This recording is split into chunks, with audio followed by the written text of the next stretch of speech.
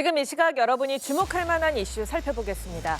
오늘 새벽 서울 강남구 대치동 은마 아파트에서 불이 났습니다. 이 불로 집 안에 있던 일가족이 피해를 입었는데 10대 딸은 숨졌습니다. 윤영석 기자입니다. 어둠이 거치지 않은 이른 시간, 아파트 창문 밖으로 시뻘건 불길과 검은 연기가 뿜어져 나옵니다. 불 많이 나. 연기가 가혹해. 어떡하지? 오전 6시 20분쯤 서울 대치동 은마 아파트 8층에서 불이 났습니다. 불길이 굴뚝에서 나오는 것처럼 불이 나오는 것 같아. 그래가지고 난 가슴이 막 두근거려가지고 못 봤어. 그냥 들어갔어. 무서워가지고. 신고를 받고 출동한 소방당국은 화재 발생 약 1시간 만인 7시 30분쯤 불을 완전히 껐습니다. 화재로 아파트 외벽은 시커멓게 그을렸고 유리창도 산산조각이 났습니다. 이 불로 집안에 있던 일가족이 피해를 입었습니다. 17살 큰딸이 숨지고 함께 있던 어머니와 작은 딸은 얼굴에 화상을 입고 연기를 마셔 병원으로 이송됐습니다. 불이 났을 때 한 아이가 베란다 쪽에서 뛰고 있더라고요. 거기에 다른 가족 몇몇이 있었고 시도를 한 것 같았는데 거기 바닥에 화재가 많이 난 상태여서 못 나갔어요. 또 위층 주민 한 명도 연기를 마셔 병원으로 옮겨졌으며 부상자들은 생명엔 지장이 없는 걸로 전해졌습니다. 불이 나자 주민 70여 명은 화재 경보등을 듣고 긴급 대피했습니다. 1979년 준공된 은마 아파트는 재건축을 앞둔 노후 아파트로 스프링클러가 설치돼 있지 않았습니다. 경찰과 소방당국은 정확한 화재 원인 등을 조사하고 있으며 조만간 합동 감식을 진행할 예정입니다. 현재까지 방화 등 범죄 혐의점은 없는 걸로 파악됐습니다. 연합뉴스TV 윤영섭입니다. 강풍을 타고 빠르게 확산했던 경남 밀양 산불이 발생 20시간여 만에 주불 진화를 마쳤습니다. 야간 진화의 어려움 속에서도 총력 대응이 이어졌는데 전문가들은 대형 산불 위험이 여전하다고 경고합니다. 정지훈 기자입니다. 연기를 내뿜으며 능선을 따라 불길이 무섭게 번집니다. 산불은 주말인 23일 오후 4시 10분쯤 밀양시 삼낭진읍 검세리 야산에서 시작됐습니다. 일몰 무렵 발생한 데다 강풍까지 겹치면서 초기 공중 진화에 제약이 컸습니다. 일몰 즈음에 산불 발생으로 초기 공중 진화 시간이 제한되었다는 어려움이 있었습니다. 남쪽 지역의 화선을 중심으로 민간들이 많이 분포하고 있고 인명 보호의 필요성이 높아서 야간 진화를 적극적으로. 밤사이 지상 인력을 중심으로 방어선을 구축했지만 불길이 능선을 타고 내려오면서 인근 요양병원과 민가로 번질 우려도 커졌습니다. 주민 150여 명이 긴급 대피했고 인명피해는 없었습니다. 날이 밝자 헬기 30여 대와 인력 800여 명이 투입되며 진화에 속도가 붙었습니다. 산불 발생 20시간여 만인 24일 낮 12시 30분, 산림당국은 주불 진화 완료를 선언했습니다. 이번 산불은 극심한 건조 상태 속에서 발생했습니다. 강수량이 1월, 2월 한 20-30mm 정도 됩니다. 근데 금년에는 0.4mm 정도밖에 되질 않습니다. 이렇게 건조하다 보니까. 건조한 날씨와 강풍 속에 순식간에 확산한 산불은 집중 진화와 강우로 진화 작업이 마무리됐습니다.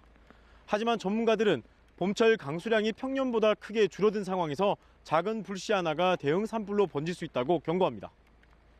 전문가들은 숲 환경 자체도 대형화를 키우는 요인이라고 지적합니다. 연료 물질로 가득한 숲 환경이다. 낙엽이 두껍게 쌓여 있고 잡목이 우거져 있다. 그 다음에는 임도가 전혀 없어서 지상 진화 대원들이 투입하기가 아주 어려워서. 대형 산불을 막는 가장 강력한 대책은 사후 대응이 아닌 예방이라고 강조합니다. 영농 부산물 소각 행위 등 봄철 야외에서의 불씨 취급을 자제하는 기본적인 안전 수칙이 선행돼야 한다는 지적입니다. 연합뉴스TV 정지훈입니다. 김건희 씨의 최측근인 건진법사 전성배 씨가 1심에서 징역 6년을 선고받았습니다. 지난달 김건희 씨 1심 재판부가 무죄로 본 샤넬백도 유죄가 인정되면서 특검 구형보다 높은 형량이 선고됐는데요. 항소심을 앞둔 김 씨 측에게 불리하게 작용할 전망입니다. 이채연 기자입니다.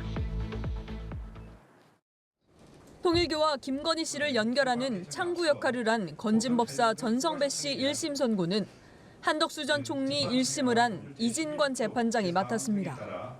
당시 한 전 총리를 질타하며 특검 구형보다 높은 징역 23년을 선고한 이 재판장은 전 씨에게도 김건희 특검 구형량인 징역 5년보다 센 징역 6년을 선고했습니다. 재판부는 전 씨가 김 씨와 공모해 통일교 측으로부터 샤넬백과 그라프 목걸이 등 8천만 원 상당 금품을 받은 혐의를 모두 유죄로 인정했습니다. 특히 22년 4월 김 씨에게 전달된 첫 번째 샤넬백도 정부 차원 협력을 구하기 위한 묵시적 청탁 대가라며 유죄로 결론지었습니다. 지난달 김건희 1심 재판부는 대통령 당선인 부인 신분이던 당시엔 김 씨의 청탁 인식이 없었다며 무죄로 봤는데 같은 증거를 두고 다른 판단이 나온 겁니다. 이미 김 씨가 윤영호 전 통일교 본부장에게 감사 인사를 하며 대선에서 통일교의 기여를 알았던 걸로 보이는 점, 윤 전 본부장과 윤석열 전 대통령의 독대가 있었던 점 등을 감안하면 통일교의 청탁 요구가 예견되는 상황이었던 겁니다. 이진관 재판장은 청탁 시기를 쪼개볼 게 아니라며 이후 2차례 더 전 씨를 통해 금품이 전달되며 갈수록 청탁이 구체화됐다고 지적했습니다. 결과적으로 통일교와 윤 전 대통령 부부 사이 정교유착이란 결과가 발생한 데엔 윤 전 대통령 부부 친분을 이용해 다리 역할을 한 전 씨의 알선 행위가 있었다고 질타했습니다. 뒤늦게 금품 전달을 자백하고 목걸이를 제출한 점은 자신의 감경을 위한 것이자 오히려 수사기관만 허비됐다며 결정적 참작 사유가 되진 못했습니다. 김 씨 측이 주장하는 목걸이 배달 사고 가능성은 이번에도 인정되지 않았는데 이어지는 김 씨의 항소심에서 불리하게 작용할 거란 관측이 나옵니다. 연합뉴스TV 이채연입니다. 여성들에게 재력이 있는 척 과시하려 60억 원 상당의 위조 수표를 만든 30대 회사원이 경찰에 붙잡혔습니다. 이 남성은 지갑에 다량의 위조 수표를 넣고 다니면서 자신을 유명대 출신의 엔터회사 대표로 속였습니다. 서승택 기자입니다. 경찰이 정차돼 있는 차량을 수색합니다. 잠시 후 트렁크 및 공간에서 100만 원권 위조 수표 다발이 대거 발견됩니다. 무려 5,600여 장. 30대 남성 회사원 A씨가 만들어 숨겨놓은 겁니다. 경기 군포경찰서는 부정수표 단속법 위반 혐의로 A씨를 체포했습니다. A씨는 지난 2021년 8월 인쇄업자에게 유튜브 촬영용이라고 속여 60억 원 상당의 위조 수표를 만든 후 포토샵을 이용해 무작위로 추출한 57개의 일련 번호를 집어넣었습니다. 인쇄소 측에서는 수표 뒷면에 견본이라는 글자를 새겼는데 A씨는 여기에 자신의 인감 도장을 찍어 실제 수표처럼 위장했습니다. 작고 희미하게 뒷면에 찍어달라. 그래서 뒷면에 하니까 그 견본을 가리기 위해서 자기의 인감 도장을 그 견본에다 전부 날인을 한 거죠. A씨는 지갑에 다량의 위조 수표를 넣고 다니며 여러 여성들을 만났습니다. 서울 유명대학 출신의 청담동에 거주하는 엔터테인먼트사 관계자로 신분을 속이기도 했습니다. 수년간 지속된 A씨의 범행은 사귀던 여성 B씨와 결별하면서 꼬리가 밟혔습니다. B씨는 A씨와 헤어진 뒤 집에서 4억 원 상당의 위조 수표를 몰래 가지고 나와 현금화를 시도했는데 은행 직원이 수표가 위조인 것을 확인하고 경찰에 신고했습니다. 경찰은 A씨를 구속 송치하는 한편 B씨도 위조 수표를 사용한 혐의로 불구속 송치했습니다. 연합뉴스TV 서승택입니다.